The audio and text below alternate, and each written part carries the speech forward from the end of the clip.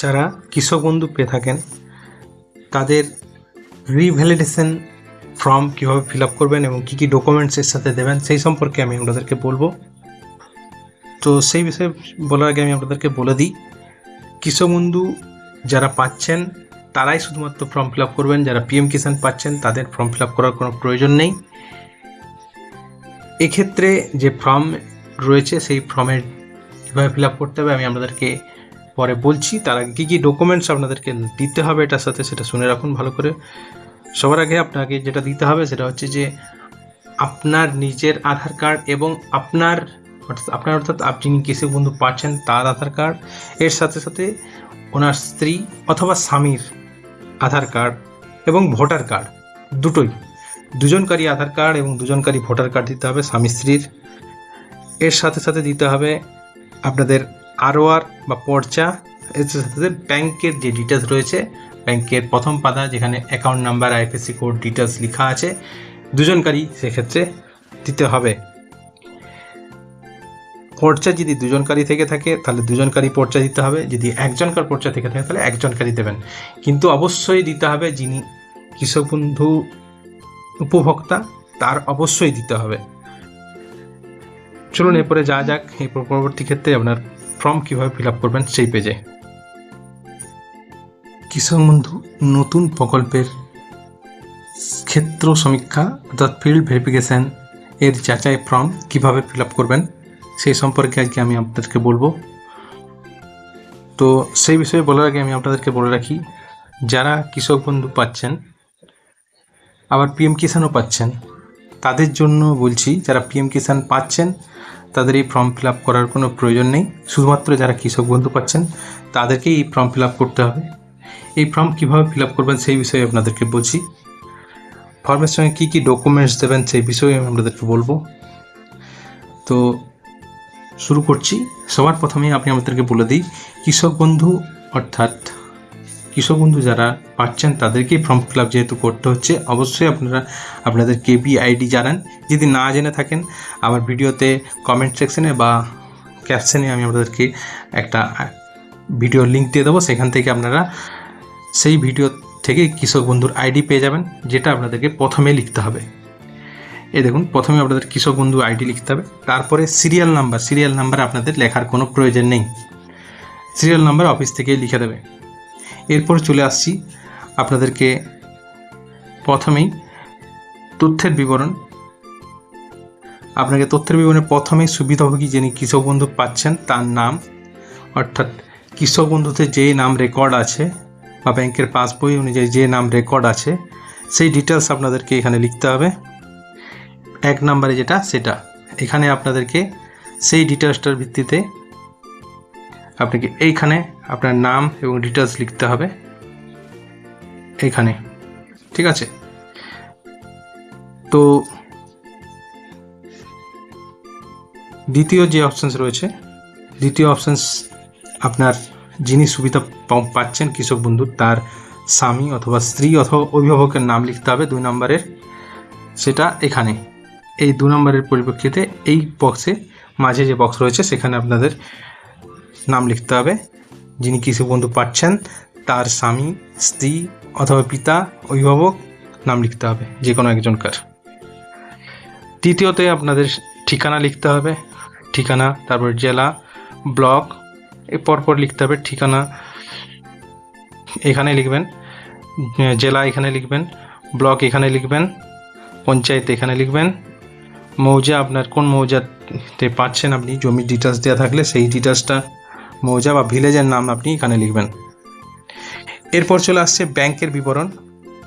4 নম্বরে আপনার ব্যাংকের বিবরণ যেটা চাইবে সেখানে ব্যাংকের ব্রাঞ্চের নাম প্রথমে লিখতে হবে আপনাকে, এখানে আইএফএসসি কোড দিতে হবে না, এখানে ব্যাংক অ্যাকাউন্ট নাম্বার লিখতে হবে আপনাকে, এখানে আধার সংযুক্ত মোবাইল নাম্বার আপনাকে এখানে লিখতে হবে, আধার নাম্বার আপনার এখানে লিখতে হবে, ইপিক অর্থাৎ ভোটার কার্ডের আইডি নাম্বারটা এখানে লিখতে হবে, আপনি এএসডিডি তালিকাভুক্ত কিনা সেটা ডিটেলস এখানে লিখতে হবে, আপনি পিএম কিষাণের সুবিধাভোগী নন আপনি পিএম কিষাণের সুবিধাভোগী কিনা সেটা আপনাকে লিখতে হবে। যদি পিএম কিষাণ সুবিধাভোগী হন তাহলে হ্যাঁ পিএম কিষাণের সুবিধাভোগী, যদি না হয়ে থাকেন তাহলে না লিখবেন।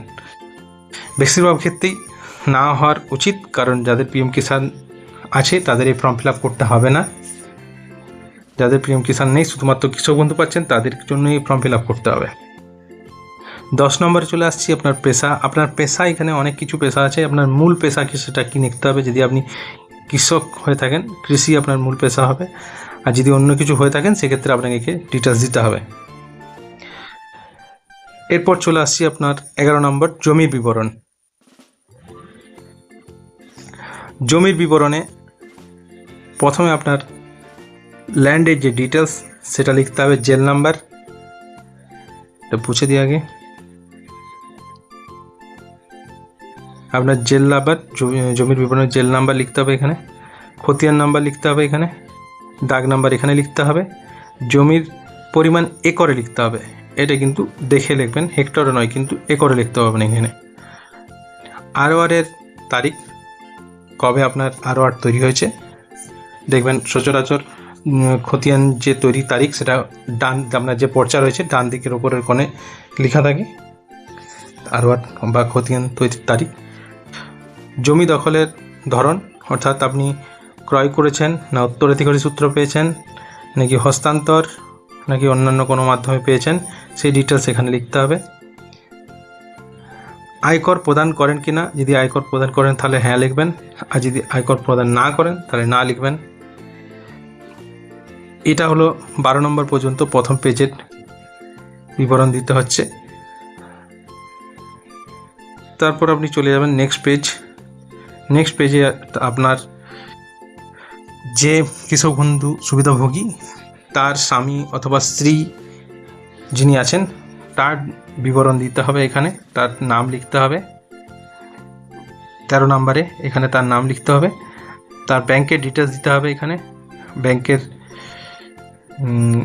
ব্যাংকের শাখার নাম, এখানে IFSC কোড, এখানে ব্যাংক অ্যাকাউন্টের নাম্বার, এখানে আধার সংযুক্ত করে নাম্বার, মানে মোবাইল নাম্বার লিখতে হবে, আধারের সঙ্গে যে মোবাইল নাম্বার যুক্ত আছে, এখানে আধার নাম্বার, এখানে ভোটার নাম্বার, এপিক নাম্বার যেটা, এখানে KBN-এর সুবিধা, অর্থাৎ কৃষক বন্ধু নতুনের সুবিধাভোগী হয়ে থাকলে হ্যাঁ লিখবেন, অন্যথায় না লিখবেন। অর্থাৎ যদি আপনিও কৃষক বন্ধু পেয়ে থাকেন, উনিও কৃষক বন্ধু পেয়ে থাকেন, তাহলে হ্যাঁ লিখবেন, অন্যথায় না লিখবেন।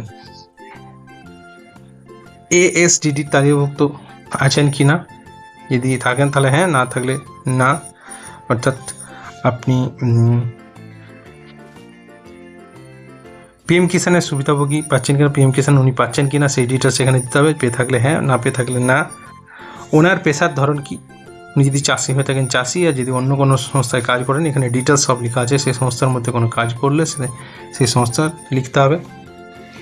এই সমস্ত কিছু ফিল আপ করার পর আপনাকে এখানে অঙ্গীকারপত্র রয়েছে। অঙ্গীকারপত্রে আপনার যে ডিটেলস লেখা আছে সেটা হচ্ছে যে আমি জ্ঞান ও বিশ্বাস মতে সম্পূর্ণ তথ্য সঠিক দিয়েছি, পরবর্তীকালে কোনো রকম ভুল থাকলে তার জন্য আমার সঙ্গে আইনানুগ ব্যবস্থা নেওয়া হবে, এবং আমার কৃষক বন্ধু সেক্ষেত্রে বাদ দেওয়া হতেও পারে। এর সাথে সাথে নিয়েছে যে আমি এবং আমার স্ত্রী বা স্বামীর উভয়ের পূর্ণ সম্মতিতে সরকারি বিভিন্ন প্রকল্পের সুবিধা প্রদান ও প্রয়োজনীয় যাচাইকরণের উদ্দেশ্যে আধার সংক্রান্ত তথ্য ব্যবহার করতে পারবেন। অর্থাৎ সেই বিষয়ে আপনাকে এটা অ্যাকনোলেজ করতে হবে, সেখানে আপনাকে এখানে সাইন করতে হবে। এই সুবিধাভোগীর স্বাক্ষর এখানে আপনাকে সাইন করতে হবে, এখানে সাইন করতে হবে। বাস, এটা হলো মেন ফর্ম ফিল আপ আপনার। এর পরবর্তী ক্ষেত্রে আপনাকে এর পরবর্তী ক্ষেত্রে মানে ফিল্ডে কোনো কিছু আপনাকে লিখতে হবে না, বাকিটা অফিসিয়ালি ওখানে লিখে আপনাকে রিসিপ্ট দিয়ে দেওয়া হবে।